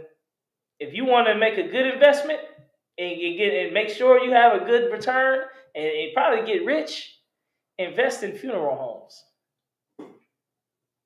That's where the money at right there. I see there's a funeral home down the street, got about 30 Cadillacs in this damn parking lot. You seen it? Go up 38th a little bit. You got to see it probably during the daytime. It's a building I was trying to get for the school. But a funeral home done got it. Why they got like 30 hearses in a parking lot? Like, you don't need that many hearses. Like, how many funerals you going to do at once? Like, what you doing, 20 funerals at once? It's a lot. Go ahead. Niggas not every day be. Hey. But I just like, okay, even if you going to do like a multiple funerals a day, why do you need 20 or 30 hearses? Like, are you doing 30 funerals a day? I'm just like, bro, they got too many hearses. So obviously their money is good right now because you got to pay insurance for each hearse, oil change for each hearse. Them Cadillacs, you know they leaking oil. You know what I'm saying? Like, damn. I'm just amazed by why they have so many. Like, I see you got a little fleet, maybe 5 or 6 or 10. But they got like 30 hearses. I'm going to show you one of these days. It's right up the block. It's on Keystone, going north. Before you get to that Jamaican food spot. It's a little complex. It's got a huge fenced-in area that you can see. And it's like 30. I'm going to go count one of these days. He got so many hearses out there. It ain't like the limos. All of them are hearses. If you want to make money in 2021, 2022, invest in the funeral, anything business dealing with people dying. Any business where you get money where people die, you gonna get his financial records. Because they saying, look, man, you getting all the information before the government's is getting it. You getting he's one of the highest paid government workers. He already get like $500,000 in salary every year. But he getting all the reports. So he, obviously he's probably getting it in on all the Cernas and Pfizer's and all the businesses. And the government buying them contracts, so they want to see his business records, his investments. And he was like, it's public record, it's public record. The guy was like, no, it's not. I mean, my team tried to find it. Where is it? He's like, no, what do you mean? This is preposterous. This is public record. Anybody can see it. And he's like, no, it's not. We don't see it. Where is it at? So they was arguing up in the White House about it. So be like Fauci, man. Be like Fauci and invest in wherever people is dying because there's a lot of death going on. So I may go talk to the funeral dude myself and see what's up. Hey, I need to get in something. Hey, look, I need to get in the money grab. But so that's the deal. There's a lot more scriptures. I'm gonna do a part 2 when I get a chance. Lord will, it'll be next week if these type of things are still going on heavy. But these are like the biggest things in the news right now. The Omicron variant, these different wars and rumors of war is all over the country and it's all over the world. So it's time to wake up, get right with the Lord. We have one more question on there. Yeah, a couple more questions. If we could, let's try to get a couple before we get out of here. We just shorten prayers or something. Slakadawan in 2 Samuel 17 and 23, why did, whatever his name is, Tophel hang himself? Was it because he knew that was their only chance to beat King David? His counsel is in 2 Samuel 17, 1 through 4. Let's get it. What's his name? It sounds like a heathen. Toph. Let's go. Ahithophel. Yeah, let's get it. More than likely is because he was losing. Whenever you're losing, you start getting suicidal. That's why, black people are becoming more and more. We already been suicidal. We just kill ourselves in a different way than most. Asians, they'll just kill themselves. Right. They stab themselves in the heart, in the chest, in the stomach, hang themselves. Whites, when they want to kill themselves, they go shoot a whole bunch of people, and then they be like, all right, my life is over. Kill myself after that. Black people, we kill ourselves with like drugs and we do dangerous stuff. If we don't, a black man who don't really give a damn about life, look at the one doing all that dangerous shit. Because he know it's dangerous and he know, he gonna die. He don't care about dying. That's why he's doing all this dangerous stuff, getting high, drugs, shooting up clubs, running around, sleeping with other men's wife, doing a whole bunch of sketchy shit. That's him trying to commit suicide. Okay? That's how a black man commits suicide, or Hispanic, or Native Indian. Go ahead, we got what he's looking at? 2 Samuel chapter 17, verse 23. And when Ahithophel saw that his counsel was not followed, he saddled his ass and arose and gat him home to his house, to his city, and put his household in order and hanged himself. And died and was buried in the sepulchre of his father. Yeah, it gives you a clue. I can't say exactly, but it gives you a clue because his counsel had failed. The advice, the idea that he had failed. All right, his plan failed. So he said, well, let me just get everything together and kill myself. Is it? It's over. This was, I bet everything on this. And it didn't work. All right. What's the next question? Slakadawan, can I get a breakdown on 2 Samuel 22 and 32? Let's get it. See, he in the book of Samuel. That's good. That's a good book. Samuel is one of the few brothers in the scriptures who pretty much from beginning to end was on point. Like, it ain't like a part of the scripture where like Samuel, slept with another man's wife or killed the wrong person or did something stupid or some wicked. Like, pretty much Samuel, from beginning to end, he held it down. You know what I'm saying? So, that's definitely a good book. You definitely want to know about Samuel. Israel is very proud of Samuel. Right. And the way he served the Lord.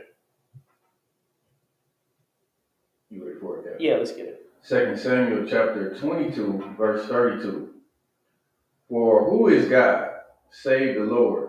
And who is a rock, save our God? What's his question? A breakdown. He wanted to get a breakdown on 2 Samuel 22 and 32. Okay, God and the Lord are different in Israelite language. In our language, God is like, oh, God, the Lord. But in Israelite language, God is Elohim, which is powers. So the scriptures say we are gods. You know what I mean? There's many gods. So it means powers. So what he's saying, what power is there? And Lord, lots of times translates to Yahweh, which is the Most High, which is our God. Okay, but there's other gods that other people look to. They're false gods. He's saying, what power is there besides Yahweh? What power is there besides our God, which is the Lord, which is Yahweh? All right, I believe Lord is Yahweh in the Hebrew, right? Yes, sir. Yeah. Especially if it's like a capital L or something like that. I know something with the capital lowercase l. The capital L is like Yahweh itself. And God is Elohim, so Elohim is power. What power is like our God? All right. That's what it would kind of more sound like. Go ahead.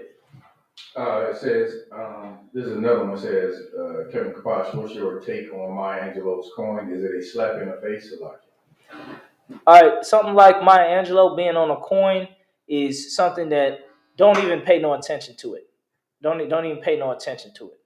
It means nothing. It amounts to nothing. It ain't gonna change nothing. Black people aren't even gonna care, to be honest. Like black people black people are more scared right now of the future. Of like, okay, what's gonna happen with my job? What's gonna happen with the virus? What's gonna happen with Donald Trump trying to get back in office? What's gonna happen with my job, really? That's really what people are worried about, like their jobs, if they catch coronavirus, if this is gonna happen. That's what black people are worried about. They don't give a damn about no coin. If it's some snooty, uppity black person that's really making a big deal about Maya Angelou being on a coin, they don't know the times. They're not in step with the times. All right, go ahead. Yeah, so like I was gonna say, it's just like when people, trying to get those statues taken down, you're not doing anything to help your situation. That the devil ain't gonna change who he is because you take some of his statues down. In fact, you're just gonna make him more upset. Yeah, like you said, the white man's not gonna kill the next black person they get a chance to kill because Maya Angelou's on a coin. So what difference is it gonna make? The black person that's gonna kill another black person, he ain't gonna stop killing that brother because man, Maya Angelou on a coin this year. I can't commit this crime. Can't kill my brother. No, they don't give a damn about Maya Angelou being on no coin. The big mamas ain't gonna stop gossiping and spreading rumors and lies and Christianity because this Maya Angelou's on a coin. The hoes ain't gonna stop stripping because Maya Angelou on a coin. The drug dealers ain't gonna stop pushing drugs because Maya Angelou is on a coin. The main issues that are real huge and that we have to deal with are not going to be moved by this coin move. Right. All right, so it really wouldn't even. I didn't even know it was going to happen. That's how irrelevant it is. Just look up when you watch the news. Look for signs that's in the scriptures: war, disease, death, famine. That's what you want to look to. That's what you want to be worried about, or not worried about, but pray to the Lord about. Okay. And what's that? Any more questions? That's it. Later on questions. All right. With that, I pass the class to Priest and Officer from Pataza, Alabama.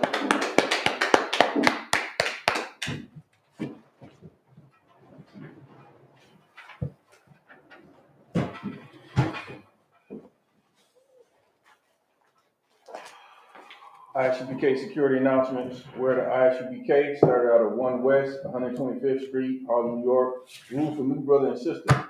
When a new brother or sister comes into the school, they are off limits for 6 months. They are to be saluted only. They are here to shed themselves of the world. If they need transportation, the teacher will arrange it. After 6 months, if a brother or sister has an interest in a particular person, he or she must get permission from the head to speak to a brother or sister. There's another 6 months in which the brother and sister will court each other. After this 6 month period, the brother and sister will get permission from the head to marry. Tithes, which is a commandment. Numbers 18 and 21, Malachi 3 and 8 through 10 means 10th in the Hebrew Mashra. 10% of every penny of any increase the Lord gives you, give to the treasury department or teacher. Priest fund, free will offering for priests, not mandatory whatsoever amount you would like. Upcoming holy convocations, you got the Feast of Purim, February the 14th and 15th. All right. Also keep in mind, Passover is April 15th down in Cocoa Beach, Florida. Start preparing for that if you haven't already.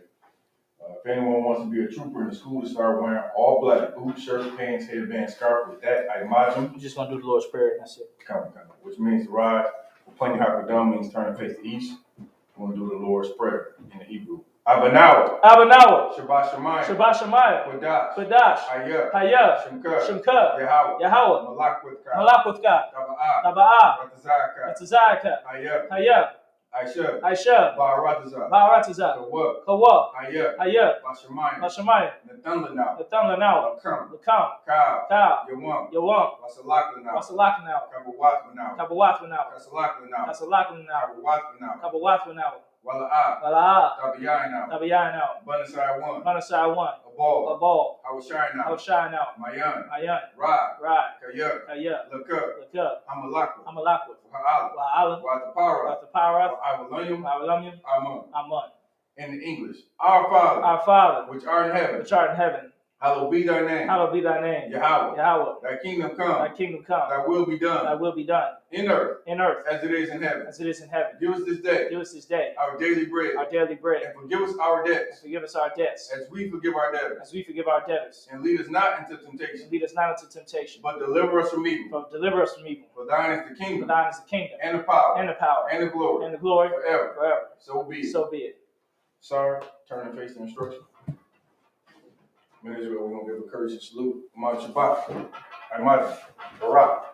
Yahweh Hashem Yahshua Barakatah. Yahweh Hashem Yahshua Barakatah. We'll give a courtesy salute to the sisters that may be watching online, sir.